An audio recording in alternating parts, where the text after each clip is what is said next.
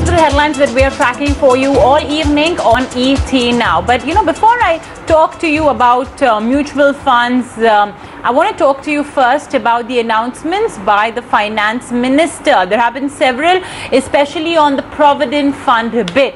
That's one of the topics as well that we want to discuss. Of course, India is under a 21-day lockdown, which means that for a lot of us, it may be difficult to access our cash as well, depending on the business that essentially we are in. Not just that, business owners meantime may have difficulty meeting requirements. The FM has stepped in over there as well. They've said that, look, the government will bear the EPFO contribution responsibility. So it's a bit of a relief for employers as well on that front.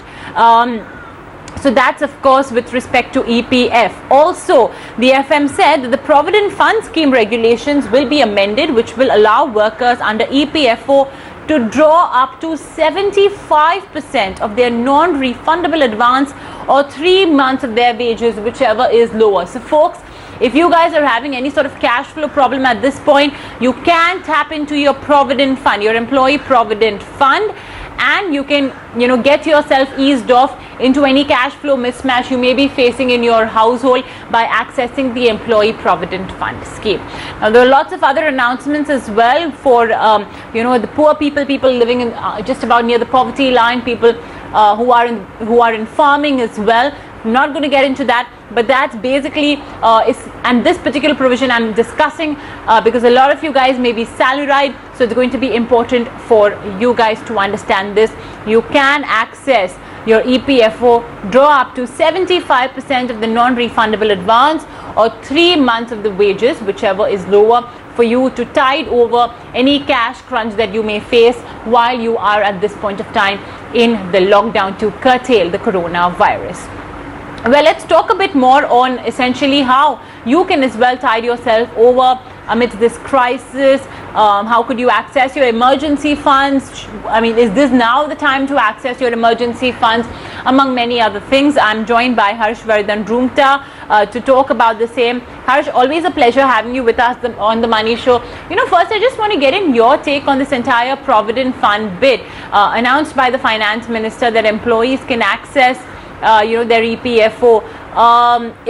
Does this situation warrant for that? I mean, would you recommend that an employee dip into their retirement savings, right? I mean, technically an EPFO is your retirement saving. Do you think that as a worst case resort, they should dip into that bit? What would you recommend? Mobina, the issue is very clear. I mean, if you are completely strapped for funds, I mean, if your salaries haven't been credited, in case you do not have enough bank balance even otherwise, and you don't even have an emergency fund. So in case you completely strapped for fund, this is a source of cash flow for you. So most certainly with a very heavy heart, it's ideally not supposed to be withdrawn. You should not use an EPF fund as an emergency fund. But in case you do not have any other provisions, I guess you're left with no other choice, and this would then come as a blessing in disguise. And yes, I mean, just to reiterate a point, in case you do not need to withdraw, do not look at this as an opportunity to get money out of your EPF. So that's not the idea. So very clearly, in case you have no other resort left, yes, this could serve as a temporary purpose for your immediate cash flow requirements.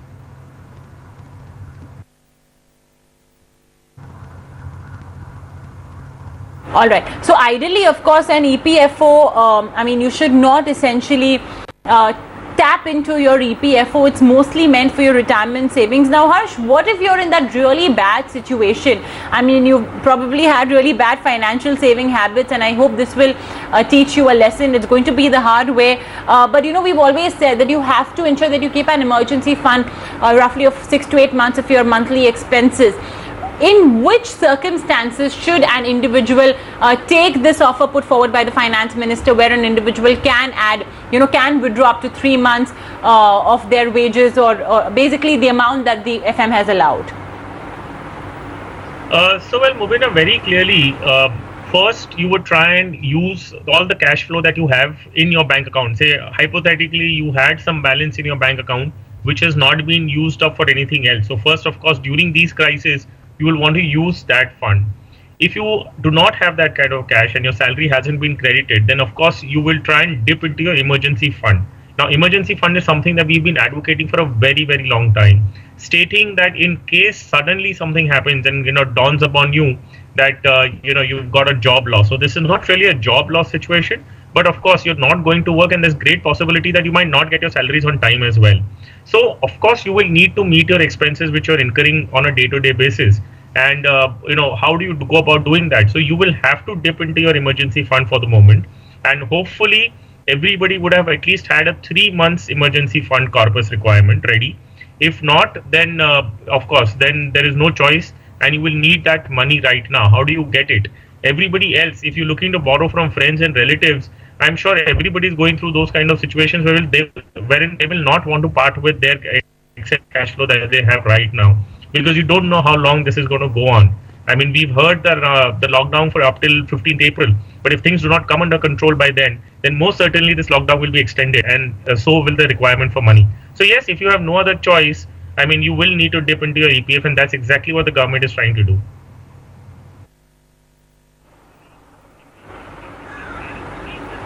Okay, so if you have not created that emergency fund corpus, then you'll have no option but to dip into your EPFO now that the finance minister has as well allowed and tweaked the provisions of the Provident Fund scheme in order for you to be able to tide over any sort of cash crunch that you may be facing. Yes, it's not a job loss kind of situation. It's not a pay cut kind of a situation. There may be some delay in you receiving your salary because of how things are. But yeah, it's not a job loss kind of situation, and yeah, maybe the EPFO is one way of helping you tide over this cash crunch. So Harsh, I know right now people of course may be facing that bit of cash crunch at this juncture, but let's assume that one has utilized and dipped into their emergency fund already. PF of course not very strong. Do you think now is the time that they should start slowly liquidating their mutual funds? If they have no other option, because at the end of the day that's what mutual funds as well are for, right? If they've dipped into their emergency fund, the PF is not strong enough, what would be the order of monetizing the assets that you have, whether it's FD, whether it's mutual funds, PPF as well for that matter, if that lockdown period is over? What should be the hierarchical order then?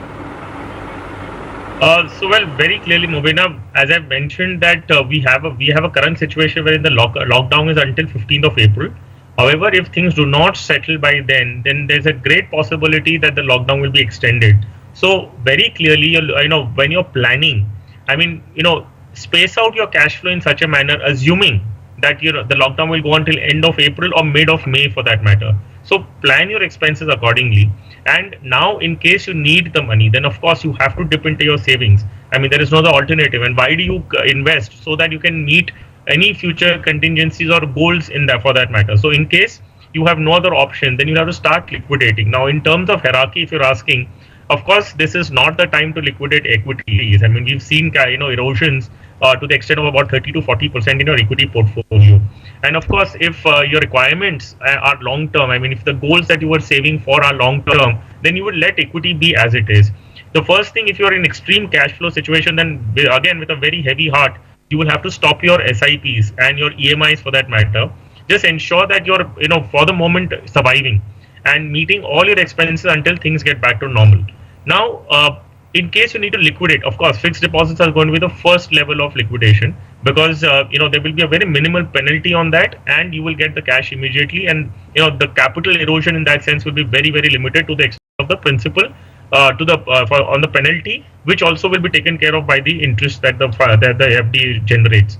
In case you've exhausted all that, then of course you will have to go to the last step, which is equity. So whatever you can liquidate without much of penalty and capital erosion at this juncture, just remove a little bit, so that at least for the next 15-20 days you can manage yourself, and then hopefully things will be fine. If they're not, then look at liquidating the other part. You don't need to go and liquidate everything. The world is not crumbling down yet. I mean, we're not looking at a situation wherein just liquidate everything, keep in cash. So I have interacted with a couple of people, and they're concerned. They say just liquidate everything and I like to keep cash in my bank. Well, that's not really required at this juncture.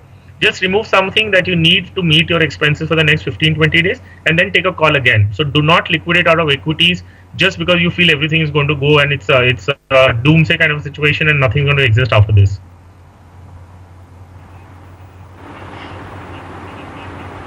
Okay.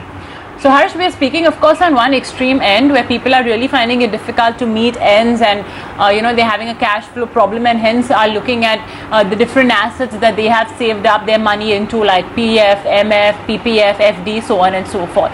Now on the other end, let's say if an individual is looking at the equity markets and saying, look, it's like everything is on sale, right? Because while of course there's been a bit of a recovery in the markets in the last 3-4 days, it's obviously come off significantly in the last couple of months. NAVs have been whacked out of shape. So I mean, logically speaking, you buy when things are a bit more cheaper compared to what they were earlier. So I mean, would you recommend then that viewers increase the SIPs? Let's say if someone was doing a 10,000 rupee SIP, he or she can perhaps take this low market opportunity to increase it to 15,000, 20,000, and thus get more units of at a same or the similar price.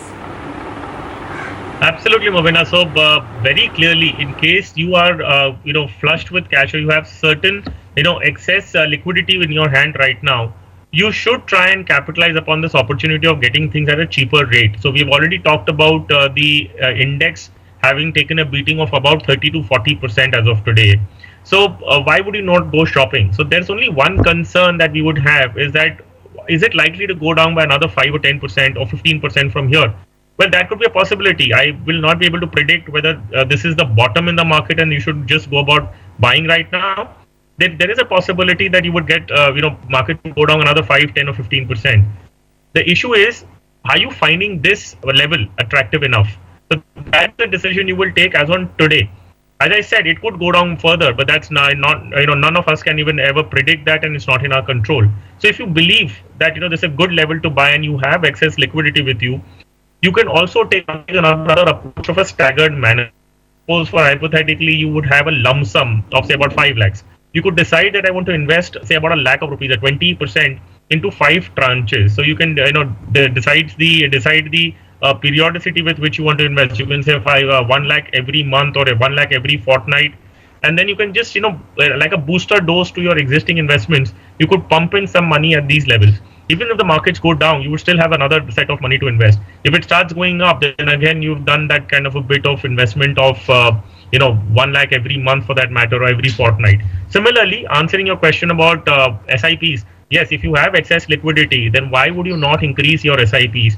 Because SIP in any ways mean that you will have a periodic investment. It could be monthly, it could be weekly, whatever is the frequency, you would start investing more. And of course, getting anything which is 30 to 40% lower is always welcome.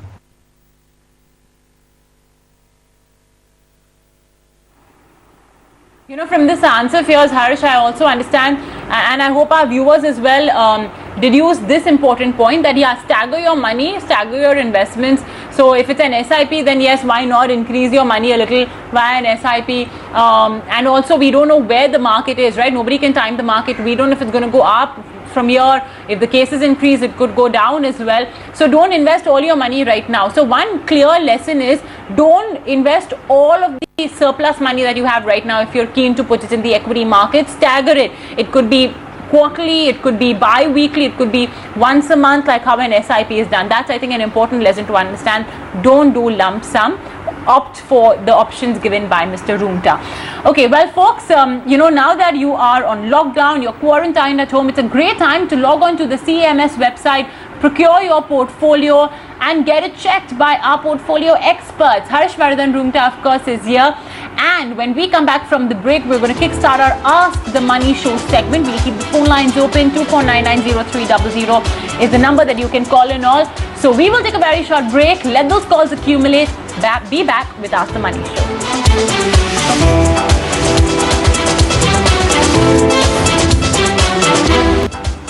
Welcome back. You're watching The Money Show on ET Now. Just a refresher for all our viewers, earlier today, the Finance Minister announced that you can withdraw your EPFO to help you tide through any sort of cash crunch you may be facing because of the lockdown situation that we are in the midst of currently. And Harshvardhan Roongta was of the opinion that the EPFO should be an extremely last resort. I'm hoping that our viewers have an emergency fund that they kept aside, which should be worth of at least 3 to 4 months of their monthly expenditure. First dip into that and then only move to the EPFO as a last resort, because that is for your post retirement life. It's not something ideally that should be dipped into right now. Anyway, we'll get back to getting your questions and queries answered on mutual funds, whether you want to get your portfolio vetted by our experts. This is the show. The numbers appearing on the top of your screens. It will appear on the top of your screens. 2499-0300. You can call in and your question and query on your portfolio will be answered. Well, let's kickstart the show with some email queries that we have received. Our very first query has come in from Rajesh Nayak. He says, I have 5 SIPs and have done one lump sum investment. Should I continue or book losses? And then, of course, the eternal question on everybody's mind, how much more will the markets fall and for how long? Well, Rajesh, I can tell you this, we have as well been chewing the brains of a lot of market experts out there on how long will the market fall for, and I think at this juncture it's anybody's best guess. But Harsh, I will definitely pick your brains on the first part of his questions. 5 SIPs, one lump sum investment. He wants to know if he must continue or book losses, and of course if you could help him out with his lump sum investment as well. If he's not done it, I mean if he's done it let's say 1 or 2 years ago, or in fact for that matter any time in the last 4-5 years since it's a lump sum investment, I'm pretty sure the value of it has been eroded. Harsh? So well, yes, in case you have a lump sum investment done in the recent past, of course you would find it in negative. And as you rightly said, it's anybody's guess as to what market will do even tomorrow for that instant. I mean, even on Monday for that instance. So looking at and trying to comment on a situation about what the markets will do in the coming 1 year also, it's very, very difficult. All we can assume at this juncture is that all the governments are very proactively working upon this issue of coronavirus, and they should be able to contain it. If that comes into picture, I mean, if the containment happens, everything goes back to normal, then of course you will see markets rebounding again. So the question very clearly is that continue with your SIPs. I mean, there is no discussion on that part. The reason you were doing SIPs was very clearly towards the fact that we do not know which side the market will go, and we do not want to start timing the market. So just let's automatically buy into the equity markets every month, and that's through SIP. So why would you now try and do any alterations to that plan? I mean, now is the time that you will want to even accumulate more of units and buy more into equities at this juncture when you're getting something cheaper. So well, in that context, I think just continue as it is. There is nothing that you would technically really required to be done from your end. And most certainly don't book losses. I mean, that is something that he was very specifically asking for. So do not book losses if you do not have the requirement for money right now.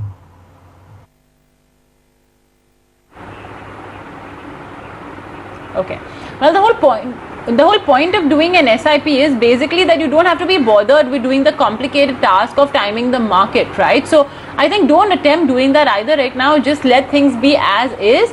And when things are so low, when the prices of your investments are so low, there's no point of booking your losses at this juncture. That's the word from Harshvardhan Rumta.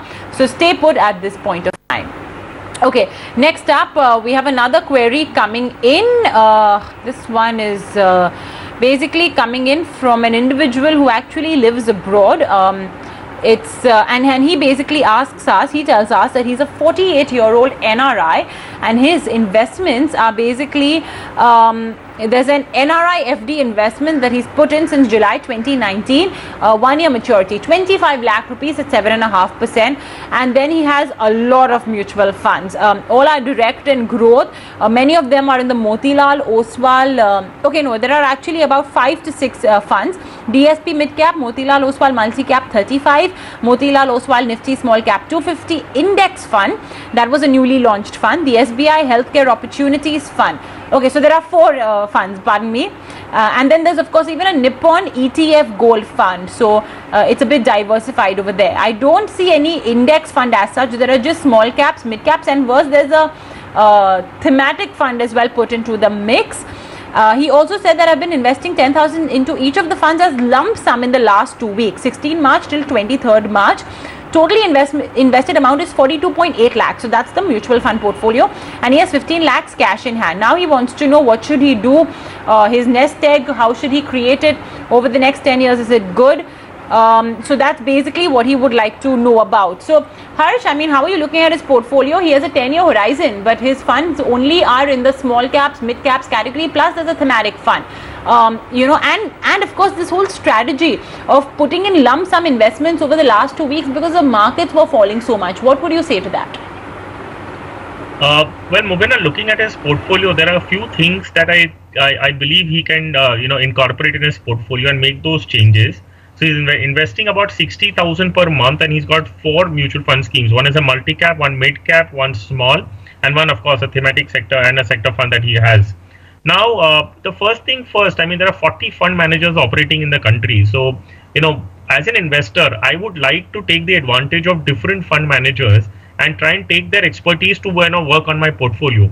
With this, what I'm trying to say is that why would you have, say, probably 2 schemes or 3 schemes of only one fund house? Why not spread it across different fund houses so that you can take the expertise of different fund managers, and each fund manager will bring something different on the table for the investor.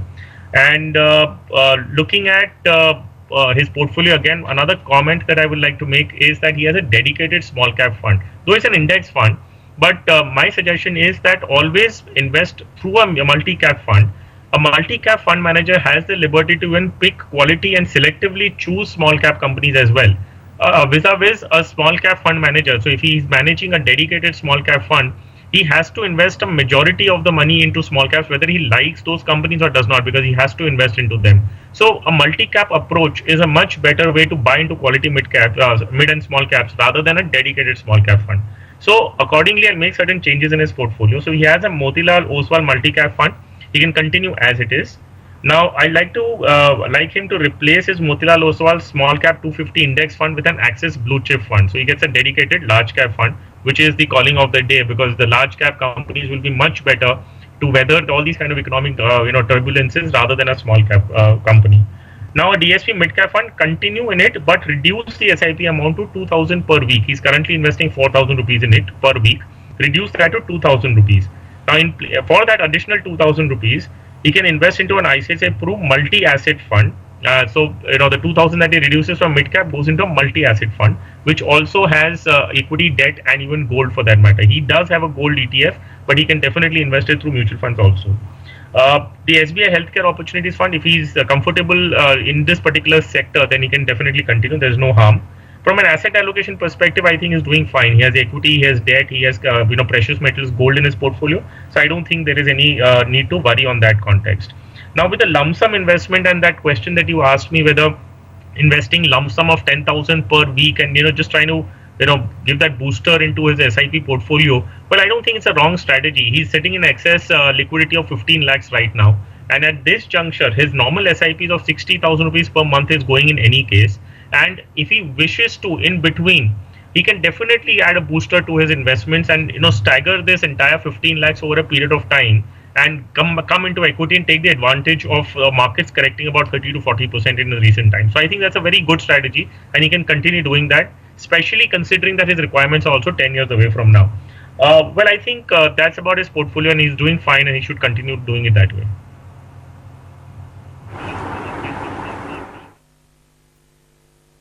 It's very important to understand that it's because Mr. Kurian had that extra money lying in his account. I mean, that's the reason why also Harsh was okay with him, doing that bit where he pumped in extra 10,000 rupees as lump sum in each of the funds in the last 2 weeks. You have that extra money lying, so it's not a bad idea to just amp up your portfolio. It'll take advantage of the fall in the markets. All right, but that's all the queries we'll be able to take today. Mr. Rungta, as always, a pleasure having you with us. Thanks so much for so patiently answering all the questions and queries that our viewers had today. Okay, on that note, we will take a very short break right here on The Money Show. When we return, we are going to be talking about the slew of buybacks being announced by companies. Does it mean that you must tender in your shares? That's what we'll be talking about with Sameer Talreja. Don't go anywhere.